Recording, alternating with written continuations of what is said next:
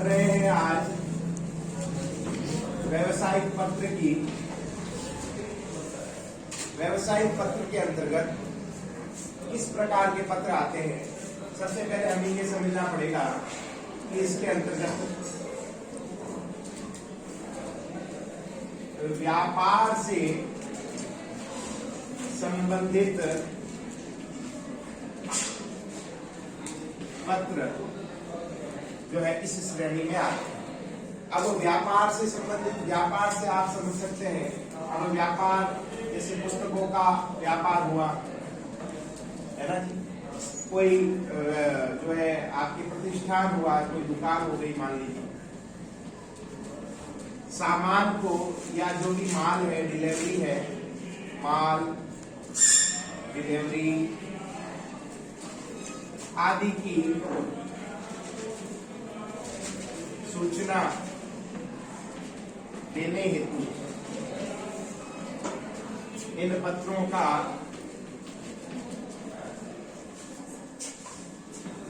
प्रयोग किया जाता है।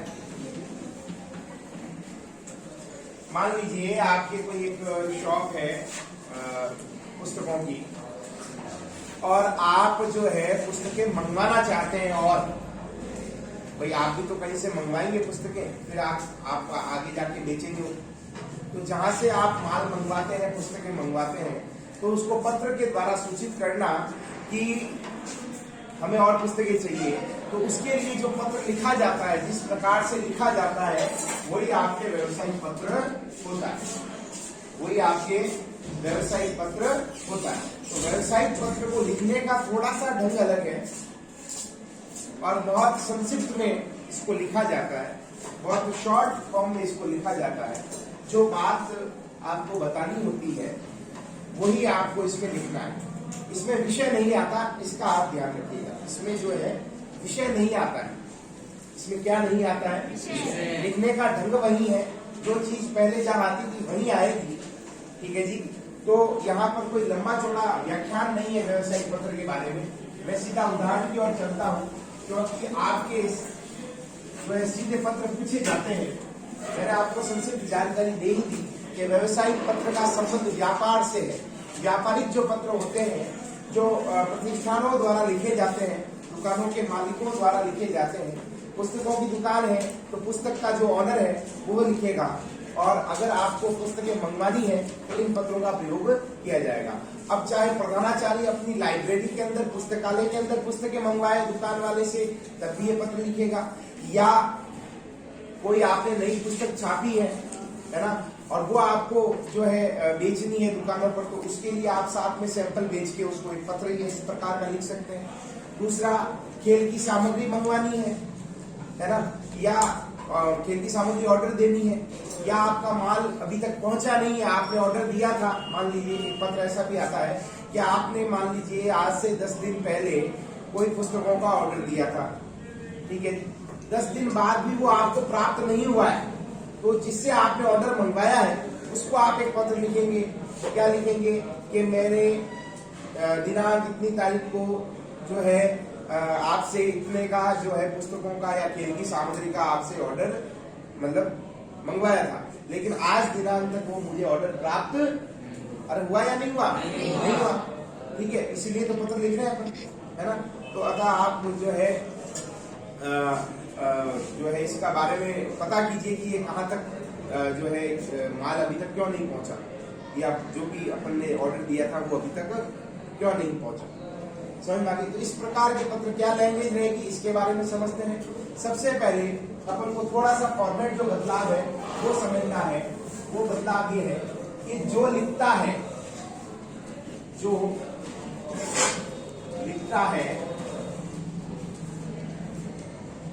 उसके प्रतिष्ठान का मतलब दुकान है बेटा, प्रतिष्ठान का नाम यहाँ बीच में आएगा। जो भी पत्र लिखता है उसके प्रतिष्ठान का नाम बीच के अंदर आएगा। समझ में आ गई मेरी बात? ठीक है जी। उसके पश्चात उधर उसका इधर आएगा प्रतिष्ठान का पता, ठीक है जी। और इसी के नीचे आ जाएगी आपके दिनांक। समझ में आ गई? फॉर्मेट आप याद रखिएगा, जो लिखता है उसके प्रतिष्ठान का नाम बीच में आएगा, प्रतिष्ठान का जो पता है और दिनांक है वो दाईं तरफ आएगी। समझ में आ गई? और इधर आएगा इसी के नीचे सेवा में। अब जिसको लिख रहे हो, जैसे श्रीमान प्रबंधक, अब ऑनर को प्रबंधक कहा जाता है, मैनेजर होता है वैसे ही प्रबंधक, मैनेज करने वाला, प्रबंधक व्यवस्था करने वाला, व्यवस्थापक भी आप यहाँ लिख सकते हैं। जिसको लिखने को कहा जाए उसको लिखना।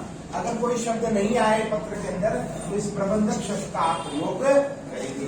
उसकी दुकान का नाम जो भी है और उसका एड्रेस वगैरह यहाँ लिख दिया जाएगा। फिर विषय मैंने कहा आपको आता नहीं है तो इसकी सीट में आएगा आपका महोदय। अब आप ये चीज नहीं लिख सकते उपयुक्त विषय अंतर्गत निवेदन है कि ये आप लिखेंगे नहीं, क्योंकि आप विषय ही नहीं लिख रहे हैं तो निवेदन विषय के अनुसार कैसे करेंगे आप? जब विषय ही नहीं आता है इन पत्रों में तो उपयुक्त विषय अंतर्गत तो आपको लिखना ही नहीं है ना? तो आपको सीधा पत्र ही चालू करना है। अब जैसा पत्र है वैसा अपन करेंगे। जो भी आपका मैटर है तो 2 या 3 लाइनों में खत्म हो जाएगा और उसके पश्चात भवदी आ जाएगा वापस। भवदी होके नीचे नाम आ जाएगा, जो भी दुकान के ऑनर का नाम है वो नाम आ जाएगा और ये पत्र खत्म हो जाएगा। ये आपका मैंने कच्चा प्रारूप आपके लिए बना दिया है। ये प्रारूप आप ध्यान से देखिए। जो लिखता है उसके प्रतिष्ठान का नाम बीच में आता है, प्रतिष्ठान का पता और दिनांक दाईं तरफ आती है। उसके बाद सेवा में और फिर दुकान जिसको आप लिख रहे हैं, जिस प्रतिष्ठान को आप लिख रहे हैं या जिस कंपनी को आप लिख रहे हैं, जहां से पुस्तकें आपको मंगवानी है, जहां ऑर्डर दिया था उससे आपको बात करनी है तो उसका आपको एड्रेस और नाम यहाँ पर लिखना पड़ेगा। फिर महोदय करके अपनी बात 2 या 3 लाइनों में संक्षिप्त करके और भवदी करके उसको खत्म करना। ये पत्र का कच्चा प्रारूप मैंने आपके सामने पेश किया। ठीक है, अब हम चलते हैं एक उदाहरण पे जिससे कि आपको पूरा पूर्ण रूप से इसको समझ में आ जाएगा। यहाँ तक किसी को दिक्कत है तो बताएं। ये फॉर्मेट रहेगा। तो यहाँ पर आपको किसी को दिक्कत है तो बताएं, अभी मैं वापस बताऊंगा। किसी को कोई प्रॉब्लम? अरे हाँ या ना? अरे हाँ या ना? चलिए अब अपन एक पत्र कर रहे हैं जिसमें आपको ये पता लग जाएगा कि किस तरह से इसको किया जाता है। कच्चा प्रारूप हमने देख लिया कि इसको किस प्रकार से लिखा जाएगा, कौन सी चीज कहां पर लिखी जाएगी। अब हम चलते हैं एक पत्र के ऊपर। एक प्रश्न में लेता हूं। प्रश्न कह रहा है धीमान पुस्तक भंडार, धीमान पुस्तक भंडार या धीमान पुस्तक भंडार या प्रकाशन, या प्रकाशन, धीमान पुस्तक प्रकाशन को पत्र लिखिए। धीमान पुस्तक प्रकाशन को पत्र लिखिए जिसमें की ओर से धीमान पुस्तक प्रकाशन की ओर से प्रभाकर पुस्तक प्रकाशन को एक पत्र लिखिए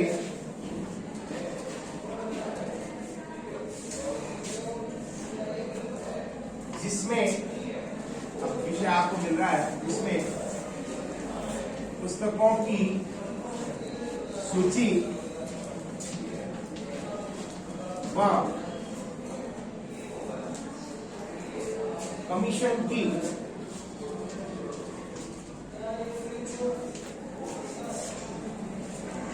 जानकारी हो। अब देखिए आपके सामने एक पत्र दिया हुआ है, इसमें कौन लिख रहा है, किसको लिखना है और क्या विषय है, क्या बात लिखनी है। ये 3 चीजें आपके सामने है। पहली बात ध्यान से समझिए, धीमान पुस्तक प्रकाशन की ओर से, तो आपकी प्रतिष्ठान का नाम क्या बनेगा यहाँ पर? बोलिए जरा। बना धीमान पुस्तक प्रकाशन या नहीं बना? अरे हाँ या ना?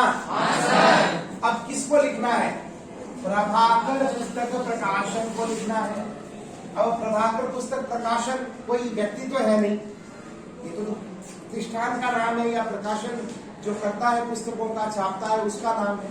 तो लिखेंगे किसको? श्रीमान प्रबंधक। मैंने अभी आपको कहा था कि प्रबंधक शब्द का आपको प्रयोग करना है। यहाँ तक किसी को दिक्कत? जो लिख रहा है और जिसको लिखना है, ये दो चीजें हमें पता लगी या नहीं लगी? अरे हाँ या ना? अब देखिए क्या लिखना है। अब धीमान पुस्तक प्रकाशन लिख रहा है प्रभाकर पुस्तक प्रकाशन को कि आपके द्वारा जो भी पुस्तकें छापी जा रही है या बनाई जा रही है, उन पुस्तकों की मुझे एक सूची दीजिए और उस पर दुकान वालों को, प्रतिष्ठानों को कितना कमीशन मिलता है उसकी सूची दीजिए। जैसे ये पुस्तक, कोई भी पुस्तक, जैसे हिंदी साहित्य का इतिहास एक पुस्तक है, अगर ये मैं प्रकाशन मंगवाता हूँ किसी प्रकाशन से, इसका प्रकाशन जो है मान लीजिए कि ये प्रभाकर पुस्तक प्रकाशन ही मान लीजिए कि प्रभाकर पुस्तक प्रकाशन हिंदी साहित्य का इतिहास करके एक पुस्तक छापता है, ठीक है जी। तो वो तो डायरेक्ट बेचता नहीं है ग्राहकों को, बेचने वाला कौन है? धीमान पुस्तक प्रकाशन।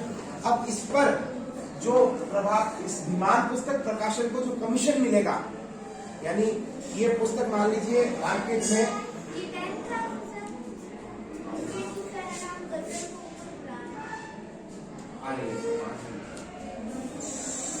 तो धीमान पुस्तक प्रकाशन को जो भी कमीशन मिलेगा, जैसे मान लीजिए ये पुस्तक बाजार में 50 रुपए की आती है, सुनना मेरी बात ध्यान से, तो ये प्रभाकर पुस्तक प्रकाशन धीमान वाले को कितने में देगा?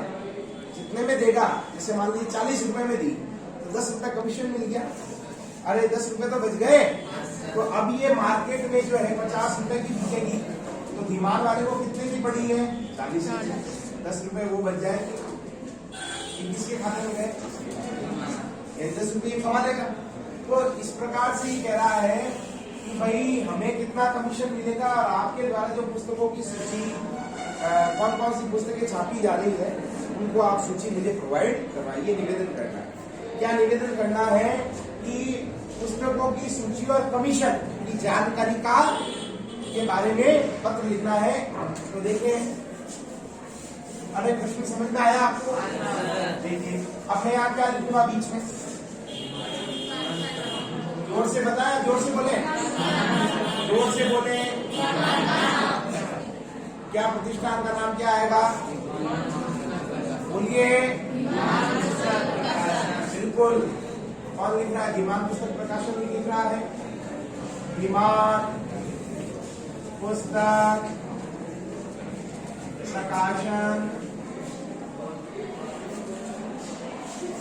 अब ये जो प्रतिष्ठान जहां पर है, मान लीजिए एक काल्पनिक पता लिखता हूं, प्रतापनगर, सी सेक्टर, जयपुर, राज। अब इसी के नीचे क्या आ जाएगी बेटा? दिनांक। दिनांक लिखने का ढंग क्या रहेगा? जो फॉर्मेट आप बोर्ड के ऊपर देख रहे हो वो फॉर्मेट नहीं रहेगा, हिंदी में लिखी जाएगी दिनांक। 9 महीने का नाम हिंदी में जाएगा, 9 दिसंबर 2021। इस तरह से आपको दिनांक लिखनी पड़ेगी। दिनांक लिखने का ये तरीका रहेगा। अब उसके पश्चात में यहां से मुझे लिखना है सेवा में श्रीमान प्रबंधक महोदय,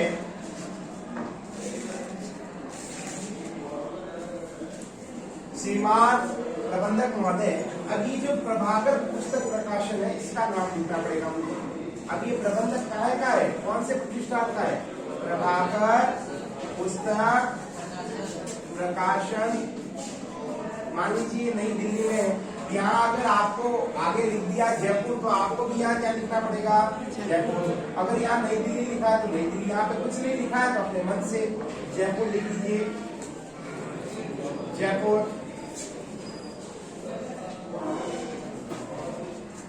राज।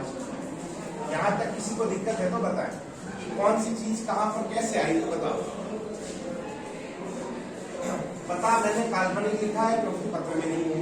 यहाँ पर प्रभाकर पुस्तक प्रकाशन का जो जिला लिखा है वो भी मैंने काल्पनिक लिखा है, अपने कल्पना से लिखा है, क्योंकि यहाँ पर पत्र में नहीं दिया। अगर दिया हुआ होता तो मैं वही लिखता। समझ में आगे मेरी बात? यहाँ तक किसी को दिक्कत है तो बताएं। कोई दिक्कत नहीं, आगे बढ़े। अब इसके पश्चात जो नीचे का पत्र है वो मैं यहाँ लिख रहा हूं।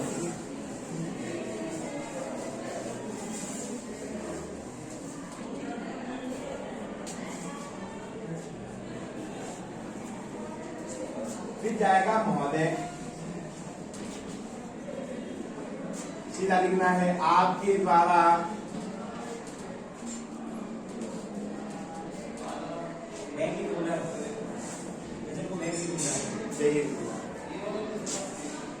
महोदय आपके द्वारा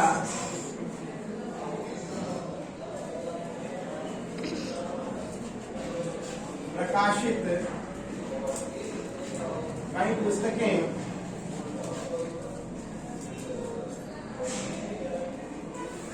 आपके द्वारा प्रकाशित कई पुस्तकें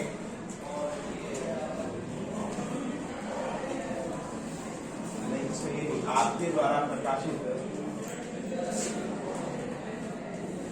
या आप इसमें सीधा लिख दीजिए ना महोदय, निवेदन है कि आपके द्वारा प्रकाशित पुस्तकों की सूची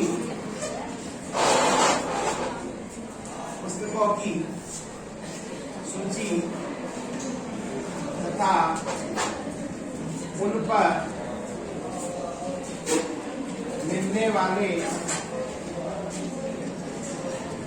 कमीशन की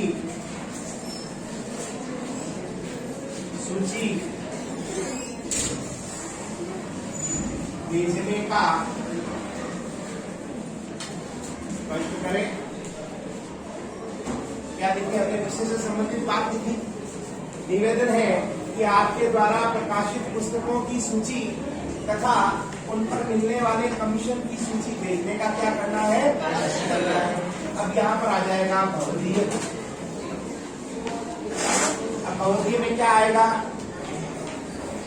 जो भी धीमान पुस्तक प्रकाशन का जो भी व्यक्ति है जो लिख रहा है, जैसे मान लीजिए अमित कुमार लिख रहा है, अमित कुमार अभी क्या है वहां का मालिक है, तो मालिक तो नहीं लिख सकते। आप क्या लिख सकते हैं? प्रबंधक। आप क्या लिख सकते हैं? व्यवस्थापक लिख सकते हैं। और ये पत्र आपके खत्म हो जाएगा। अब आपने विषय से संबंधित ही तो बात की है, आपको सूची और कमीशन ही मंगवाना था, उनकी सूची मंगवानी थी, पुस्तकों की सूची और कमीशन की सूची ही तो मंगवानी थी। अन्य कोई बात तो आपको लिखनी ही नहीं थी।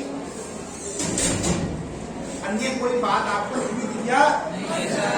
तो बात सीधी सीधी है, वो अपन ने लिख दी। समझ में आ गई बात? यहाँ तक इस ऐसे प्रकार के पत्रों में कोई दिक्कत है? और भी कई तरह के इसमें पत्र आते हैं। अगर मैंने आपको अभी एक पुस्तक की सूची मंगवाने का ही पत्र करवाया है, और भी इसमें पत्र आएंगे, तो वो भी आपको मैं जो है कल अपन प्रयास करेंगे कि पत्र अपना पूरा हो जाए। ठीक है, फॉर्मेट आपको समझ में आया, प्रश्न आपको समझ में आया, लिखने का ढंग भी आपको पता लग गया कि कितना सारांश रूप में, कितना संक्षिप्त रूप में इसको लिखा जाता है। कोई दूसरी बात ही नहीं की जाती। समझ में आ गई बात? कोई दिक्कत नहीं। चलिए आगे का पत्र करेंगे हम नेक्स्ट क्लास में। धन्यवाद।